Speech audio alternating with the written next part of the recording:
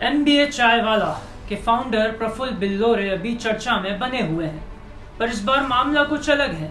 हुआ कुछ यूं है कि कुछ लोग प्रफुल्ल बिल्लोरे के खिलाफ शिकायत लेकर थाने पहुंच गए। इन लोगों का कहना है कि इन्होंने MBA चाय वाले की फ्रेंचाइजी तो खरीदी, पर अब कोई मुनाफा नहीं हो रहा है। शिकायतकर्ताओं ने तो यहाँ तक कह दिया कि कुछ लोगों ने 30-30 लाख में ये फ्रेंचाइजी खरीदी, पर अब दूर दूर तक कोई प्रॉफिट नहीं है और इन सभी को नुकसान का सामना करना पड़ रहा है। शिकायतकर्ताओं ने कहा कि पहले ये भी कहा गया था कि MBA चाय वाले की तरफ से ही लोग आएंगे और इस फ्रेंचाइजी को चलाने में उनकी मदद करेंगे, पर ऐसा दूर दूर तक नहीं हुआ और अब सामने सिर्फ नुकसान है। MBA चाय वाला विवादों में घिरते हुए दिखाई दे रहे हैं। उनके खिलाफ शिकायतकर्ता ने क्या कहा, ये जानते हैं।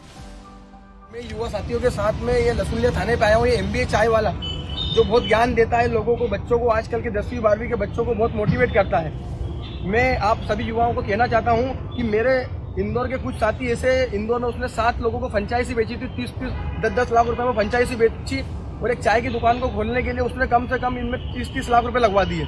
मेरे साथ में सभी लोग यहाँ पर मौजूद हैं, आप देख सकते हैं। इन लोगों ने ठगी का काम करा है। जब इनने फ्रेंचाइजी दी थी, बोला था कि हम आपके यहाँ आएंगे, हम चलाएंगे, 10,000 रुपये का गल्ला रहेगा। 600 रुपये का गल्ला हो रहा है, महीने के 10,000 रुपये भी नहीं आ रहे। ऐसी स्थिति बन रही है। सब लोगों ने, सब युवा है, सब छात्र है इंदौर के, सबने लोन लिया है। किसी ने अपने घर पे लोन लिया है, हर जगह मतलब सब, किसी ने ब्याज पे पैसे लिए।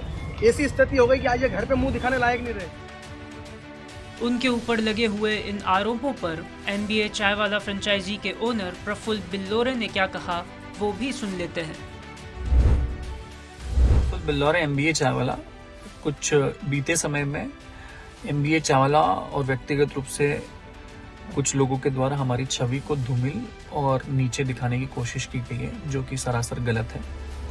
फ्रेंचाइजी के मामले को लेकर ये सब चर्चा गर्मजोशी पर है शायद, परंतु हम इसमें पूर्ण रूप से ट्रांसपेरेंट, जेन्युइन है।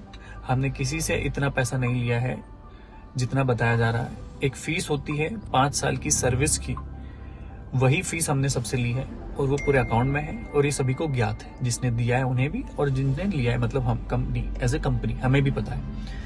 दूसरी चीज धोखाधड़ी और इनका आरोप लग रहा है, तो वो भी सरासर गलत है।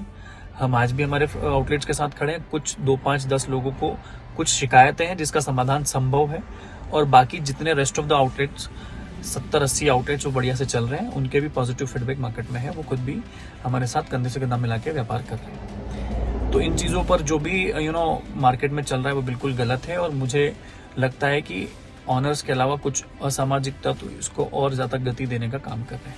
इस पूरे मामले में MBA चाय वाला परिवार सबको एक ही चीज़ बताना चाहता है कि हम संवेदनशील है इस मामले को लेकर, और जो यथासंभव ट्रांसपेरेंट कंपनी अपनी सीमाओं तक काम कर सकती है वो हम करने के लिए रेडी है। आज भी हैं, कल भी थे और परसों भी रहेंगे, जब भी समय रहेगा। दूसरा, किसी को कोई प्रॉफिट की या कमाई की इतनी की कोई गारंटी नहीं दी गई है, ना कभी दे सकता है।